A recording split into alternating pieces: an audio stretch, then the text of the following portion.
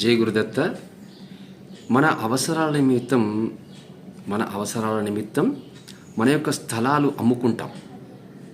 భూమి, ప్లాట్లు లేదా పొలం ఇవి అమ్ముకుంటూ ఉంటాం.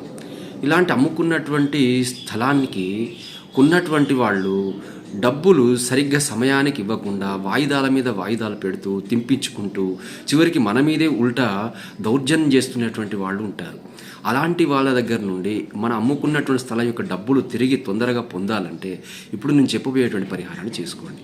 ఆ పరిహారం ఏమిటంటే 5 మంగళవారాలు అమ్మవారి దేవాలయానికి, దుర్గామాత దేవాలయానికి వెళ్ళి 54 పసుపు రంగు నిమ్మకాయలను దండగా కూర్చి ఆ యొక్క అమ్మవారి మెడలో వేస్తూ లేకపోతే పంతులు గారితో వేయిస్తూ ఆ వేయించేటువంటి సమయం లోపల మీకు తొందరగా డబ్బులు రావాలని, వాళ్ళ వల్ల ఏ విధమైనటువంటి ఇబ్బంది కలగకుండా, వాయిదాలు పడకుండా మీకు చేతికి డబ్బు తొందరగా రావాలని కోరుకొని ఈ 5 మంగళవారాలు కనుక అమ్మవారికి 54 నిమ్మకాయలు పసుపు రంగువి దండగా మార్చి ఏ మచ్చలు లేకుండా ఉండాలి. పసుపు రంగు నిమ్మకాయలకు మచ్చలు లేకుండా ఉండాలి.